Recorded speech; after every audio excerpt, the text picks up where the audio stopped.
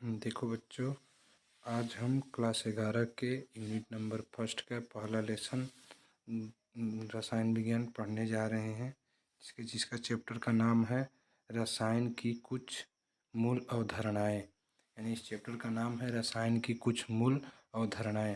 तो सबसे पहले हम देखते हैं कि रसायन विज्ञान किसे कहते हैं। क्योंकि रसायन विज्ञान हम पढ़ने जा रहे हैं, तो रसायन विज्ञान किसे कहते हैं सबसे पहले वो देखेंगे कि रसायन विज्ञान होता क्या है। देखते हैं। रसायन विज्ञान विज्ञान की वह शाखा है जिसमें हम पदार्थ के गुणों, संरचना, संगठन एवं रासायनिक अभिक्रियाओं का अध्ययन करते हैं, उसे ही रसायन विज्ञान कहते हैं। जैसे ये बोले कि रसायन विज्ञान जो है विज्ञान की वह शाखा है जिसमें किसी पदार्थ के गुण यानी उनके लक्षण क्या होते हैं, संरचना यानी उसकी आकृति, संगठन यानी उसके कैसे संगठित किया जाता है, और रासायनिक अभिक्रिया किसे कहते हैं, रासायनिक अभिक्रियाओं को जिसके बारे में अध्ययन किया जाता है, जिस विज्ञान में, उसी को क्या कहते हैं, रसायन विज्ञान कहते हैं। रसायन विज्ञान विज्ञान की वह शाखा है जिसमें हम पदार्थ के गुणों, संरचना, संगठन एवं रासायनिक क्रियाओं का अध्ययन करते हैं। जैसे सबसे पहले रसायन विज्ञान को इंग्लिश में केमिस्ट्री कहा जाता है। तो पहले देखते हैं कि रसायन विज्ञान में केमिस्ट्री शब्द आया कहाँ से। जैसे नोट, केमिस्ट्री, इसकी शुरुआत मिस्र देश को पहले इंजीवट कहा जाता था के प्राचीन नाम केमिया से आया है। यानी केमिस्ट्री सबसे पहले कहाँ से आया, केमिस्ट्री सबसे पहले मिस्र का जो पुराना नाम था केमिया, उसके नाम पर ही केमिस्ट्री का नाम उसका केमिया रखा गया। ये तो केमिस्ट्री कहाँ से आया था, कैसे केमिस्ट्री का शुरुआत हुआ था, केमिस्ट्री का परिभाषा देखें। केमिस्ट्री यानी केमिस्ट्री का खोज किसने किया था, यानी केमिस्ट्री शब्द दिया किसने था, देखते हैं। यानी लेवाइजर, यानी इंग्लिश में इसको लेवाइजर और हिंदी में लेवासिए, इसको आधुनिक रसायन विज्ञान का पिता कहा जाता है। यानी जो लेवासिए है, इसको आधुनिक विज्ञान का, जो रसायन विज्ञान है, आधुनिक रसायन विज्ञान के पिता कहा जाता है। लेकिन सबसे पहले वर्जिलियस ने इसको खोज किया था, वर्जिलियस ने, इसलिए वर्जिलियस को केमिस्ट्री के ग्रैंड फादर यानी पितामह के नाम से जाना जाता है। वर्जिलियस जो है इस केमिस्ट्री का पितामह के नाम से जाना जाता है। यानी देखते हैं, यानी पढ़े हम रसायन विज्ञान की परिभाषा, रसायन विज्ञान किसे कहते हैं, रसायन विज्ञान का परिभाषा देखें। फिर रसायन विज्ञान इंग्लिश में जिसको केमिस्ट्री बोलते हैं, केमिस्ट्री शब्द आया कहाँ से, और इसकी शुरुआत सबसे पहले मिस्र देश के प्राचीन नाम केमिया से हुआ। लेवाइजर यानी लेवासिए को आधुनिक रसायन विज्ञान का पिता कहा जाता है। वर्जिलियस को ग्रैंड फादर ऑफ केमिस्ट्री कहते हैं, यानी रसायन विज्ञान के पितामह के नाम से, या इसको दादाजी कह सकते हैं। जो रसायन विज्ञान के पितामह है वो कौन है, वर्जिलियस, जे वर्जिलियस। अब पढ़ते हैं पदार्थ, यानी जो भी हमारे पृथ्वी पर जो भी वस्तु हैं, सबसे जो भी वस्तुएं हैं पदार्थ या द्रव्य से मिलकर बनी होती हैं। तो देख लेते हैं कि पदार्थ किसे कहते हैं। जैसे देखते हैं, हेडिंग है पदार्थ या द्रव। पदार्थ का ही एक अन्य नाम है द्रव्य। पदार्थ वह होता है जो कुछ स्थान घेरता है। यानी ये बोल रहा है कि पदार्थ वह होता है जो कुछ स्थान घेरता हो, जिसमें जिसमें कुछ क्या हो, द्रव्यमान होता हो। यानी कोई भी वस्तु हो, यानी कोई ब्रह्मांड, यानी कोई भी ब्रह्मांड की कोई भी वस्तु जो कुछ स्थान घेरता हो, यानी जिसमें कुछ द्रव्यमान होता है, तथा जिसका अनुभव हम आसानी से अपनी हम ज्ञानेंद्रियों के द्वारा यानी मस्तिष्क के द्वारा कर सकते हैं, तो उसे क्या कहते हैं, पदार्थ कहते हैं। यानी पदार्थ का परिभाषा सिंपल में देखा जाए तो पदार्थ वह होता है जो कुछ जिसका कुछ आयतन हो यानी वजन हो, द्रव्यमान हो, तथा कुछ स्थान घेरता हो, उसे भी पदार्थ कहते हैं। जैसे चाक भी एक पदार्थ है, पानी भी एक पदार्थ है, तेल भी एक पदार्थ है, वायु भी पदार्थ है। यानी ये छोटे छोटे कणों से मिलकर बने होते हैं। यानी ये पानी भी है, पानी भी कुछ स्थान घेरता है, इसका कुछ वजन होता है, तेल का भी कुछ वजन होता है, और वायु भी का वजन भी होता है, कुछ इसका स्थान भी घेरता है। जैसे गुब्बारों में भरा जाता है तो एक खाली गुब्बारा ले लिया जाए, एक गुब्बारे भरे हुए गुब्बारे को ले लें, तो जो भरा हुआ गुब्बारा रहता है वो खाली के अपेक्षा ज़्यादा वजनदार होता है। यानी इससे पता चलता है कि वायु में भी क्या होता है, द्रव्यमान होता है। यानी ब्रह्मांड की कोई भी वस्तु नहीं है जो पदार्थ से मिलकर नहीं बनी है। तो यानी जो जिसका कोई स्थान घेरता हो, जैसे ये हम पेन लिए हैं, पेन भी एक प्रकार का क्या है, पदार्थ है। यानी इसको कहीं रखेंगे तो कुछ स्थान घेरता है, स्थान के अलावा इसका कुछ वजन यानी द्रव्यमान होता है, इसलिए क्या है, एक प्रकार का पदार्थ है। जैसे देख लिए चाक, पानी, तेल, वायु एक प्रकार की क्या है, पदार्थ है। अब देख लेते हैं पदार्थों का वर्गीकरण। ऐसे पहले समझ लेते हैं पदार्थों का वर्गीकरण मुख्य रूप से दो भागों में बांटा जाता है, एक रासायनिक वर्गीकरण, एक भौतिक वर्गीकरण। भौतिक के आधार पर पदार्थ को दो तीन भागों में बांटा जाता है, ठोस, द्रव, गैस, तथा रासायनिक के आधार पर दो भागों में बांटा जाता है, एक शुद्ध पदार्थ, एक अशुद्ध पदार्थ। फिर शुद्ध पदार्थ को पुनः फिर दो भागों में बांटा जाता है, एक होता है तत्व, दूसरा होता है यौगिक। फिर तत्व को पुनः तीन भागों में बांटा जाता है, एक धातु, अधातु, उपधातु, और यौगिक को फिर दो भागों में बांटा जाता है, एक कार्बनिक तथा अकार्बनिक। और शुद्ध पदार्थ था यानी हो गया शुद्ध पदार्थ का भाग। दूसरा भाग होता है अशुद्ध पदार्थ। अशुद्ध पदार्थ को मिश्रण भी कहा जाता है। मिश्रण को दो भागों में बांटा जाता है, एक समांगी मिश्रण, एक विषमांगी मिश्रण। देख लेते हैं इसको पदार्थ का वर्गीकरण। देखें पदार्थ का वर्गीकरण, इसको पदार्थ का वर्गीकरण, पदार्थ को दो भागों में बांटा गया है, एक भौतिक वर्गीकरण, एक रासायनिक वर्गीकरण। रासायनिक वर्गीकरण, भौतिक वर्गीकरण में उसको तीन भागों में, एक ठोस, द्रव, गैस, यानी भौतिक वर्गीकरण में को तीन भागों में बांटा गया है। रासायनिक वर्गीकरण को दो भागों में, एक शुद्ध पदार्थ, एक मिश्रण। शुद्ध पदार्थ को पुनः दो भागों में, तत्व और यौगिक। तत्व को पुनः तीन भागों में, धातु, अधातु, उपधातु। यौगिक को पुनः फिर अकार्बनिक और एक कार्बनिक, यानी दो यौगिक होते हैं, एक कार्बनिक होते हैं, एक अकार्बनिक होते हैं। मिश्रण को फिर दो भागों में, समांगी मिश्रण तथा विषमांगी मिश्रण, यानी फिर से यह पुनः दो भागों में बांटा जाता है। तो सबसे पहले देख लेते हैं हम इसके बारे में कि भौतिक वर्गीकरण, यानी भौतिक वर्गीकरण में ठोस, द्रव और गैस, यानी ठोस, द्रव, गैस का हम पहले देख लेते हैं भौतिक वर्गीकरण क्या होता है।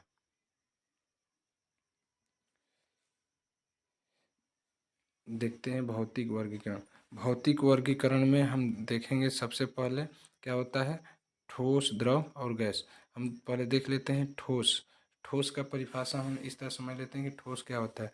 ठोस वे पदार्थ होते हैं जिनका आकार और आयतन दोनों निश्चित होता है, उसे ठोस कहते हैं। जैसे कोई भी, ये हम पेन लिए हैं, पेन भी क्या है, एक प्रकार का ठोस है। यानी इसका आकार, यानी यहाँ पर हम रखे हैं तो यहाँ पर भी है, यानी हम भारत के किसी कोने में लेकर जाएंगे तो फिर इसी का आकार इसका यही रहेगा, इसी आकार का रहेगा, इसका वजन भी यानी इसका आयतन भी यही रहेगा। यानी ठोस वे पदार्थ होते हैं जिनका आकार भी तथा आयतन यानी वजन उनका क्या होता है, निश्चित होता है, उसे हम ठोस कहते हैं। जैसे पेन ले सकते हैं, लकड़ी हो गया, डस्टर हो गया, कोई भी जो वस्तु है वो क्या है, एक प्रकार के हमारे ठोस होती हैं। यानी ठोस का परिभाषा हम देखें, ठोस वे पदार्थ होते हैं जिनका आकार तथा आयतन दोनों क्या होते हैं, निश्चित होते हैं, उसे हम ठोस कहते हैं। द्रव द्रव वे पदार्थ होते हैं जिनका आयतन तो निश्चित होता है, यानी आयतन तो उसका निश्चित होता है लेकिन उसका आकार निश्चित नहीं होता। जैसे मान लेते हैं पानी ही है, पानी को पहले एक हम गिलास में रखें तो गिलास के आकार का हो जाता है। यानी हम पानी ले लिए, पानी को हम एक गिलास बना लेते हैं, अगर वो गिलास के आकार का है तो गिलास में है तो गिलास के आकार का हो जाता है, इसमें पानी भरा हुआ है। अगर ये इसका आकार का है, अगर इसको हम बड़े बर्तन एक बीकर में डालते हैं तो ये पानी इसमें आएगा तो इस बीकर के आकार का हो जाता है। लेकिन अगर इसमें हम मान लेते हैं, अगर इस गिलास में 700 ml पानी है तो इसमें से जब डालेंगे तो इसमें भी बीकर में कितना होगा, 700 ml पानी होगा। तो यानी इसमें भी आयतन 700 ml है, इसमें भी आयतन 700 ml है। तो यानी इससे हमको पता चला कि आयतन में कोई परिवर्तन नहीं हो रहा है, यानी इसका आयतन निश्चित है। लेकिन इसमें था तो गिलास के आकार का, इसमें है तो बीकर के आकार का। तो यानी इसमें आयतन इनकी जो आकार है वो क्या हो गई, भिन्न हो गई, यानी अलग अलग। तो इससे परिभाषा बनता है कि द्रव वे पदार्थ होते हैं जिनका आयतन तो निश्चित होता है, आयतन तो निश्चित होता है, लेकिन इनका आकार निश्चित नहीं होता। क्या कहलाते हैं, द्रव्य कहलाते हैं। जैसे पानी हो गया, तेल हो गया, जितने भी द्रवयुक्त यानी लिक्विड फॉर्म में जितने भी कोई भी पदार्थ हो वो क्या कहलाते हैं, द्रव कहलाते हैं। अब देखते हैं गैस, यानी गैस गैस किसे कहते हैं। यानी ये गैस के न तो आयतन निश्चित होता है, न ही इनका आकार निश्चित होता है। यानी गैस वे पदार्थ होते हैं जिनका न तो आकार निश्चित होता है, न ही इनका आयतन निश्चित होता है। जैसे देखते हैं कि इनका आयतन और आकार कैसे निश्चित नहीं होता। जैसे हम देखते हैं घरों में हमारे एलपीजी सिलेंडर, यानी एलपीजी सिलेंडर को हम देखते हैं कि 15 लीटर का अगर कोई इस तरह का कोई भरा रहता है तो इसको संप्रेषित करके इसमें 15 लीटर गैस को भर दिया जाता है। अगर इसमें से अगर थोड़ा सा भी गैस निकाल कर किसी रूम में अगर उसको छोड़ दिया जाए तो वो पूरे रूम में फैल जाता है। और गैस के कण इतने गतिशील होते हैं कि गैस के कण एक बार स्वतंत्र रूप से छोड़ने के बाद फिर ऊपर उनको पुनः वापस नहीं ला सकते हैं। तो ये उड़ जाते हैं, यानी इनके आयतन में कमी हो जाती है। तथा इनको इसमें रखे थे तो ये गैस का आयतन का था, गैस के आकार का था, इसमें डाले तो रूम के आकार का हो गया। यानी इनका आकार भी अनिश्चित हो गया। जब इनको स्वतंत्र अवस्था में छोड़ेंगे तो इनके कण गतिशील होने के कारण ये बाहर चले जाते हैं, तो इसलिए इनका आयतन भी अनिश्चित हो गया। यानी गैस के न तो आयतन निश्चित होता है, न ही आकार निश्चित होता है। जैसे कोई भी गैस हो उनका न तो आकार निश्चित होगा, न ही आयतन निश्चित होगा। जैसे अब हम देख लेते हैं नोट। जैसे ये नोट में नोट है, नोट दिया हुआ है, इसका मतलब नोट में दिया हुआ है, यानी कोई भी पदार्थ है। नोट का मतलब क्या है, यानी कोई भी अगर ठोस पदार्थ है, ठोस से अगर द्रव में बदलता है, यानी कोई भी पदार्थ अगर ठोस से द्रव में बदलता है तो इसको बोलते हैं गलन। इसको बोलते हैं, ये क्रिया कहलाती है गलन। यानी जब ठोस से कोई भी पदार्थ द्रव में बदलता है तो वो विधि गलन कहलाती है। यानी यहाँ से इसको गलनांक भी कहा जाता है। यानी जब ठोस जिस ताप पर, यानी ठोस जिस ताप पर वो द्रव में बदलता है वही ताप क्या कहलाता है, गलनांक कहलाता है। यानी ठोस से जिस ताप पर वो द्रव में बदलने लगता है वही उसका क्या कहलाता है, गलनांक कहलाता है। यानी ठोस से कोई पदार्थ द्रव में बदला तो वो क्या कहलाएगा, गलन। जब कोई पदार्थ द्रव से गैस में बदले, क्या बदले, गैस बन जाए, तो यानी गैस में बदले तो इसको क्या कहते हैं, द्रव से जब गैस यानी भाप में बदलता है, ये तो ये विधि कहलाती है वाष्पन। ये विधि कहलाती है वाष्पन। यानी जब कोई द्रव से गैस में बदलता है तो वो विधि वाष्पन कहलाती है। अगर कोई भी ऐसा हो जो गैस से सीधा द्रव अवस्था में बदलता हो, कोई भी ऐसा हो जो द्रव अवस्था में, यानी अगर कोई गैस से द्रव में बदले तो ये विधि कहलाती है संघनन। ये विधि कहलाती है संघनन। यानी कोई भी पदार्थ है जो गैस से द्रव में बदलती है तो ये विधि संघनन विधि कहलाती है। यानी ठोस से द्रव में बदले तो गलन, जब द्रव से गैस में बदले तो वाष्पन, जब गैस से द्रव में बदले तो संघनन। अब ऐसा होता है कि जो द्रव से सीधा किस में बदल जाता है, अगर ऐसा हो कि जो द्रव से सीधा किस में बदल जाता हो, ठोस में बदलता हो, तो ये द्रव से जब ठोस में बदलता है तो ये विधि कहलाती है हिमान, हिमायन, हिमांक कहलाती है। हिमांक का मतलब जो भी अगर पानी है द्रव अवस्था में वो ठोस में यानी बर्फ बनता है तो बर्फ का एक नाम है हिम, यानी वही क्या कहलाता है, हिमांक कहलाता है। यानी जब द्रव से जब ठोस में बदलता है तो हिमांक कहलाता है। कोई पदार्थ एक ऐसा होता है जो ठोस से डायरेक्ट किस में बदलता है, गैस, तो ये गैस में बनने की क्रिया ऊर्ध्वपातन कहलाती है। ऊर्ध्वपातन कहलाती है, यानी गैस में बदलना ये क्या कहलाती है, ऊर्ध्वपातन। यानी जो कोई ऐसा पदार्थ जो ठोस से गैस में बदलती है, ये प्रक्रिया कहलाती है ऊर्ध्वपातन। जैसे कपूर जो है ठोस से डायरेक्ट गैस में बदलता है, यानी ये क्या हो गया, एक ऊर्ध्वपातन हुआ। अगर कोई भी एक ऐसा पदार्थ जो गैस से ठोस में बदलता हो तो वो विधि कहलाती है प्रति ऊर्ध्वपातन। यानी गैस से जब ठोस में डायरेक्ट बदले तो वो कहलाता है प्रति ऊर्ध्वपातन।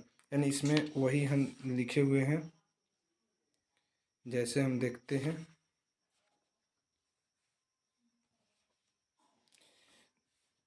देखो, यानी यहाँ से हम बताएं कि जो जो कोई भी पदार्थ है जब द्रव द्रव से किस में जा रहा है, ठोस में जा रहा है, तो उसको हिमांक कहते हैं। ठोस से जब द्रव बन रहा है तो गलन कहलाता है। जब ठोस से देखो यहाँ पर गैस बन रही है तो ये प्रक्रिया ऊर्ध्वपातन कहलाती है। जब ये गैस से ठोस बन रहा है तो ये प्रति ऊर्ध्वपातन कहलाता है। अगर द्रव से वो गैस बनता है तो वाष्पन, यानी उसी को क्वथनांक बोला जाता है, यानी जिस पर वो भाप में बदलता है, जिस ताप पर, उसी को क्वथनांक कहते हैं। जब वो गैस से द्रव में बदलता है तो विधि क्या कहलाती है, संघनन कहलाती है। यहाँ तक देखें कि पदार्थ जो होते हैं इनके किसमें से एक रूप से जब दूसरे रूप में बदलते हैं तो इनको क्या होता है, किस विधि के द्वारा करते हैं। तो यानी ये था हमारा पदार्थ। पदार्थ तो होते हैं मुख्य रूप से भौतिक आधार पर 5 भागों में। एक ठोस द्रव गैस हो गया, एक प्लाज्मा हो गया, एक बोस आइंस्टीन। ये 5 प्रकार के पदार्थ के रूप पाए जाते हैं। अब देखते हैं भौतिक आधार पर हो गया। अब रासायनिक आधार पर देखते हैं पदार्थों का रासायनिक वर्गीकरण। अब भौतिक हम देख लिए, अब देखते हैं रासायनिक वर्गीकरण। रासायनिक वर्गीकरण को पुनः 2 भागों में बांटा जाता है, एक शुद्ध पदार्थ, एक अशुद्ध पदार्थ, जिसको या इसको मिश्रण भी कहते हैं। इसको मिश्रण भी कहते हैं। शुद्ध पदार्थ तथा इसको अशुद्ध पदार्थ, इसे मिश्रण भी कहते हैं।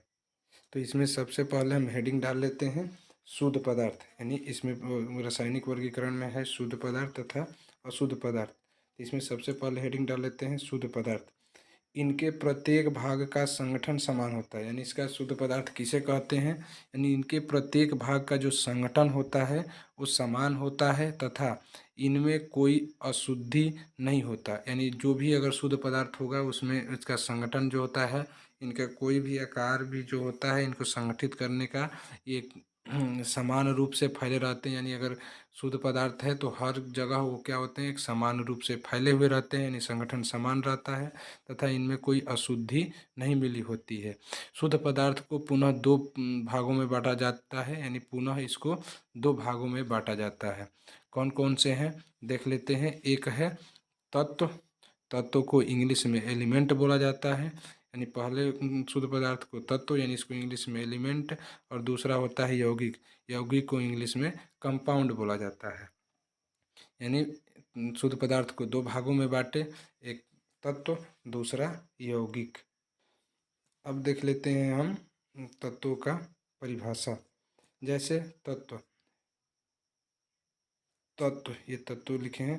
तत्व वे शुद्ध पदार्थ होते हैं, तत्व वे शुद्ध पदार्थ होते हैं जिनको किसी भौतिक या रासायनिक विधि द्वारा भिन्न प्रकार के तत्वों या पदार्थों में नहीं तोड़ा जा सकता।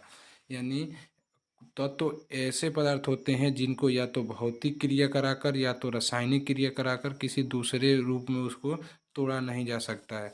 जैसे ये मान लेते हैं ऑक्सीजन जो है एक तत्व है।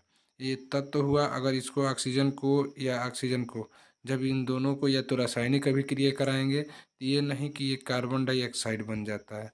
इसको कराएंगे तो ये कभी दूसरे पदार्थ का निर्माण नहीं करता है, हमेशा वो उसी रूप में रहता है। या तो भौतिक क्रिया करा दें या तो रासायनिक क्रिया करा दें, अगर तत्व है तो उसमें कोई परिवर्तन नहीं होता है। तो वही बोल रहा है इसमें कि तत्व वे शुद्ध पदार्थ होते हैं जिनको किसी भौतिक या रासायनिक विधि द्वारा भिन्न प्रकार के, यानी अलग अलग प्रकार के तत्वों या पदार्थों में नहीं तोड़ा जा सकता। यानी उसको अगर ऑक्सीजन है तो वो ऑक्सीजन के रूप में ही रहेगा, न कि वो कार्बन के रूप में बदल जाएगा। उसको उसी रूप में रख सकते हैं तथा न ही भिन्न प्रकार के पदार्थों के तत्व को प्राप्त किया जा सकता है। यानी अगर कोई एक तत्व है तो मान लेते हैं ऑक्सीजन है, तो इसको ऑक्सीजन से न ही कि इससे नाइट्रोजन प्राप्त कर सकते हैं, ऑक्सीजन से केवल ऑक्सीजन ही प्राप्त कर सकते हैं। वही बोल रहा है कि इनको भिन्न प्रकार के मतलब कोई दूसरे प्रकार के तत्व नहीं प्राप्त कर सकते हैं। जैसे तत्व हैं कार्बन हो गया, सोडियम हो गया, ऑक्सीजन हो गया, क्लोरीन हुआ, ये क्या है? एक तत्व है। इनसे अगर कोई एक तत्व से इससे पूछ जाए तो कार्बन से ऑक्सीजन प्राप्त कर ले, नहीं होगा। यानी तत्व जो होते हैं कोई भी क्रिया करा दें, कभी हमेशा अपने को ही देंगे, कभी दूसरे पदार्थ को नहीं देते हैं, वे पद कहलाते हैं तत्व कहलाते हैं। अब हो गया तत्व। तत्व के फिर से देखते हैं तत्वों के प्रकार। तत्व के प्रकार 3 प्रकार के होते हैं। तत्व कितने प्रकार के होते हैं? तत्व 3 प्रकार के होते हैं। कौन कौन देख लेते हैं। तत्वों को 3 भागों में बांटा जाता है। यानी वहाँ देखे थे कि तत्व को कितने प्रकार से बांटा जाते हैं। तत्व को देखे कि 3 प्रकार से बांटते हैं। जैसे उसमें वहाँ बताए थे कि धातु होता है, एक अधातु होता है, एक होता है उपधातु। यानी 3 भागों में देखे थे तत्वों को बांटा जाता है। तो यहाँ पर देखो, यानी धातु ये है, तो धातु का मतलब होता क्या है? धातु का नॉर्मल परिभाषा जानते हो कि धातु जिसमें विद्युत का प्रवाह होता हो, जो विद्युत का सुचालक होता हो, जो तन्य होता हो, उसे धातु कहते हैं। लेकिन अगर उसको सही परिभाषा देखा जाए तो इसका होता है कि धातु वे तत्व होते हैं जिनकी आदत, यानी आदत का मतलब जिनका जो एक नेचर होता है वो इलेक्ट्रॉन त्यागने की होती है। यानी हमेशा वे धातु वे तत्व कहलाते हैं जो हमेशा एक अपने इलेक्ट्रॉन को त्यागते हैं, यानी देते हैं, तो वो क्या कहलाते हैं? धातु कहलाते हैं। यानी धातु का ये गुण होता है कि हमेशा जो भी इलेक्ट्रॉन त्यागने की शक्ति रखते हो वो क्या कहलाते हैं? धातु कहलाते हैं। यानी इससे पता चला कि जो इलेक्ट्रॉन को त्यागता है वही क्या कहलाता है? धातु कहलाता है। जैसे एयू यानी गोल्ड यानी सोना, एल्युमिनियम, सोडियम, ये क्या है? धातु हैं। क्योंकि सोडियम के बाहरी कक्षक में एक इलेक्ट्रॉन होते हैं, यानी क्षार धातु होता है। यानी यही Na+ बनाता है। प्लस का मतलब कि एक इलेक्ट्रॉन को त्याग दिया है, तो एक इलेक्ट्रॉन को त्यागता है, इसलिए ये क्या है? धातु है। यानी ये जो एक इलेक्ट्रॉन को जो त्यागने की शक्ति रखते हैं उसे हम धातु कहते हैं। यानी धातु का परिभाषा देखें कि वे तत्व जिन जो इलेक्ट्रॉन का त्याग करते हैं उसे हम धातु कहते हैं। अब देखते हैं हम अधातु। अब अधातु किसे कहते हैं? यानी उसमें हम धातु देखें कि वे धातु वे तत्व होते हैं जिनमें इलेक्ट्रॉन त्यागने की शक्ति रखता हो, उसे हम धातु कहते हैं। अधातु देख लेते हैं कि अधातु किसे कहते हैं। अधातु वे तत्व होते हैं जिनकी आदत इलेक्ट्रॉन ग्रहण करने की होती है। यानी धातु जो होते हैं इलेक्ट्रॉन त्यागते हैं, अधातु होते हैं जो इलेक्ट्रॉन ग्रहण करते हैं, उसी को कहा जाता है अधातु। जैसे देखते हैं कि क्लोरीन Cl- यानी ये माइनस बनाता है, यानी ये बताता है कि हम एक ये इलेक्ट्रॉन को कर्जदार हैं। यानी कर्ज, माइनस का मतलब ऋणी, यानी वो एक इलेक्ट्रॉन को कर्जदार है, यानी एक इलेक्ट्रॉन लिया है। तो यानी जो तत्व अपने इलेक्ट्रॉन एक इलेक्ट्रॉन या कोई कितने एक से अधिक इलेक्ट्रॉन लेता है तो वे तत्व अधातु कहलाते हैं। यानी अधातु का परिभाषा देखें कि अधातु वे तत्व होते हैं जिनकी आदत इलेक्ट्रॉन ग्रहण करने की होती है, अधातु कहलाते हैं। जैसे नाइट्रोजन, नाइट्रोजन भी 3 इलेक्ट्रॉन ग्रहण करने का शक्ति रखता है। ऑक्सीजन, ऑक्सीजन भी ये 2 इलेक्ट्रॉन लेने की शक्ति रखता है। क्लोरीन 1 इलेक्ट्रॉन लेने की शक्ति रखता है। यानी इसमें से पूछ दिया जाए कि ऑक्सीजन और क्लोरीन में सबसे विद्युत ऋणात्मक तत्व कौन है, तो इसमें सबसे ज़्यादा विद्युत ऋणात्मक तत्व क्लोरीन होता है। इसमें सबसे ज़्यादा विद्युत ऋणात्मक तत्व क्लोरीन है। यानी क्लोरीन जो है सबसे ज़्यादा विद्युत ऋणात्मक तत्व होता है। यहाँ पर ये हो गया। अब देखते हैं हम उपधातु। उपधातु किसे कहते हैं? यहाँ से धातु, अधातु, उपधातु हो। देखते हैं कि उपधातु किसे कहते हैं।